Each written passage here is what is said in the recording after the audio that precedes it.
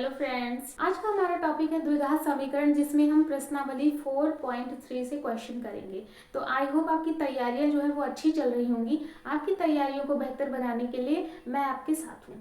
आपको बस क्या करना है, वीडियो जो है वो पूरा एंड तक देखना है और डेली का डेली जो भी टाइप आपको बताया जाता है वो प्रैक्टिस करते रहना है। चलिए क्लास को स्टार्ट करते हैं। देखते हैं यहाँ पे हमारा क्वेश्चन कहता है, निम्न प्रत्येक द्विघात समीकरण में के का ऐसा मान ज्ञात कीजिए कि उसके दो बराबर मूल हों। क्या करना है, हमें के का मान ज्ञात करना है जिसमें दो बराबर मूल हों। तो पिछली क्लास में मैंने आपको तीन कंडीशंस बताई थी, जिसमें पहला तो ये था कि डी जो है वो पॉजिटिव है तो वास्तविक मान होंगे, डी जो है अगर वो नेगेटिव है तो मूल क्या होंगे, काल्पनिक होंगे। और बराबर होने के लिए कंडीशन क्या थी, डी बराबर 0 होगा। डी बराबर यानी कि विविक्तकर का मान 0 होने पर मूल क्या थे, बराबर थे। तो ये बात हमें यहाँ पे याद रखनी है। तो यहाँ पे हमारी जो कंडीशन है वो क्या है, डी बराबर 0, विविक्तकर का मान 0 आना चाहिए तभी मूल बराबर होंगे। तो हमें करना क्या है, जब हमने d बराबर 0 कर दिया तो d का मान क्या होता है, विविक्तकर का फॉर्मूला क्या होता है, b स्क्वायर माइनस 4ac, ये बराबर 0 के आना चाहिए। अब यहाँ से abc का मान जो है वो हमें इसमें रखना है, तो वो कैसे मिलेगा, द्विघात समीकरण से मिलेगा।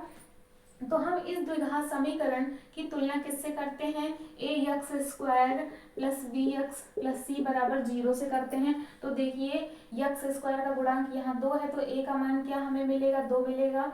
यहाँ से है b और यहाँ x का गुणांक क्या है, k है, तो b का मान हमें k मिलेगा। यहाँ c है, c का मान हमें क्या मिलेगा, समीकरण से 3 मिलेगा। तो ये a b c के जो मान है इसे हम इस फॉर्मूले में रखेंगे। क्या करेंगे, ये जो हमारा विविक्तकर का फॉर्मूला है d बराबर 0, इसमें हम रखेंगे। तो चलिए रखते हैं। यहाँ से b का मान हो जाएगा k, तो हो गया k का स्क्वायर।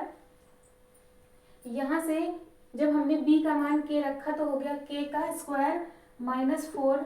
a का मान हमने रखा तो a का मान क्या है, 2 है, और c का मान क्या है, 3 है। तो देखिए हमने मान रख दिया, बराबर 0 हो गया।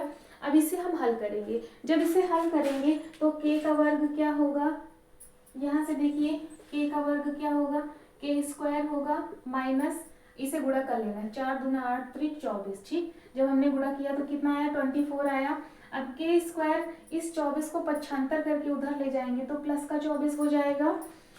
अब ये k स्क्वायर है, हमें k का मान चाहिए, तो k का मान निकालने के लिए हमें k बराबर क्या करना होगा, जब यहाँ से स्क्वायर हटेगा तो दूसरी तरफ अंडर रूट लग जाता है, तो k बराबर अंडर रूट 24 होगा।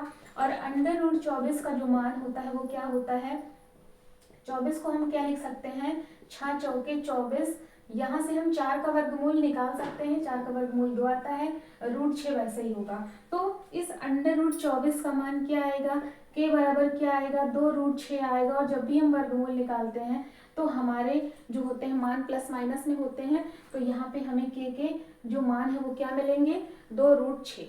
ठीक है, तो के का मान यहाँ से क्या हो जाएगा, प्लस माइनस 2 रूट 6 हो जाएगा। तो अंडर रूट 24 का जो वर्गमूल है वो कितना आएगा, 2 रूट 6 आएगा। और के मान कितने मिलेंगे, 2 मान होंगे, प्लस माइनस 2 रूट 6, ये है के का मान, हमें यही ज्ञात करना था।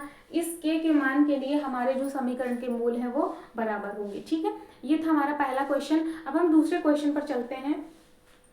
दूसरा हमारा क्वेश्चन कहता है के यक्स माइनस 2 है ब्रैकेट में माइनस 6 बराबर 0। इसमें भी हमें क्या करना है, के का ऐसा मान बताना है जिसके लिए मूल बराबर हो। तो मूल बराबर होने के लिए सबसे पहले हमें d बराबर 0 करना होगा, और d जो होता है वो क्या होता है, b स्क्वायर माइनस 4ac होता है। अब b स्क्वायर माइनस 4ac के लिए हमें abc का मान चाहिए, वो हमें मिलेगा समीकरण से। तो ये जो हमारी समीकरण है इसे हम सबसे पहले तो a x square plus b x plus c के फॉर्म में रखेंगे।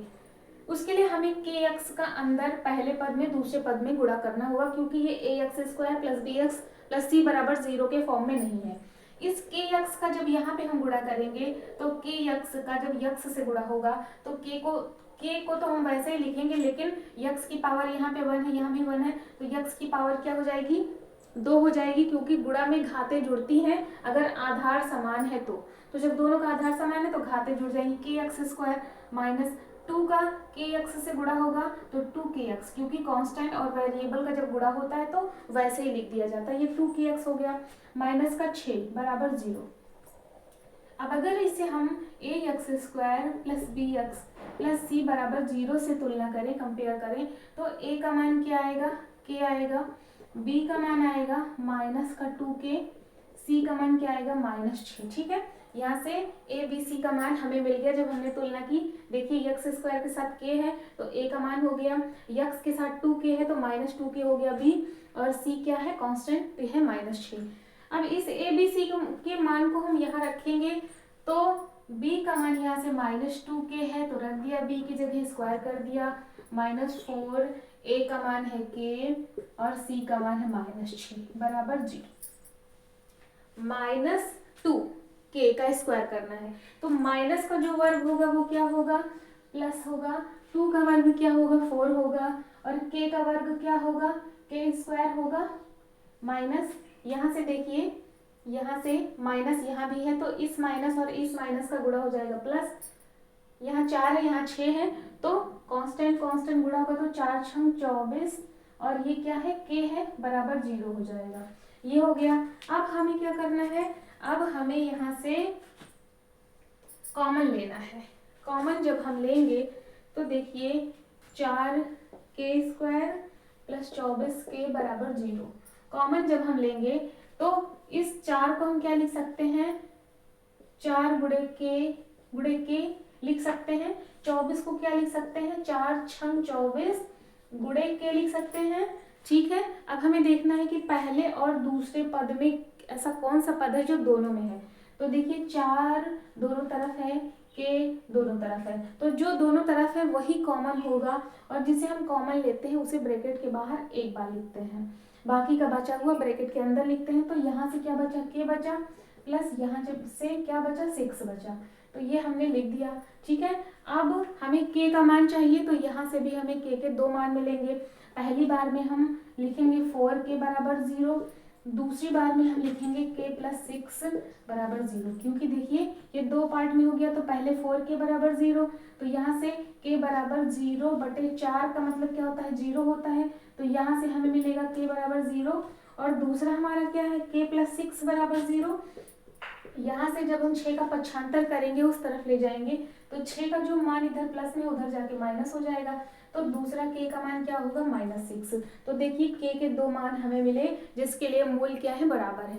तो इस तरीके से आपको ध्यान में रखना है कि मूल बराबर जब आपको कहेगा तो आपको क्या करना है, मूल बराबर की कंडीशन यहाँ लिखनी है, फिर d का फॉर्मूला लिखना है, ABC का मान निकालना है, समीकरण से रख के हल करना है, k का मान आपको मिल जाएगा। ठीक है, तो आई होप क्लास आपको क्लियर हुई होगी, क्लास जो है वो समझ आई होगी। वीडियो अच्छी लगी हो तो लाइक करिएगा, चैनल पर नए हैं तो चैनल को सब्सक्राइब कर लीजिए, बेल आइकन को भी हिट कर लीजिए।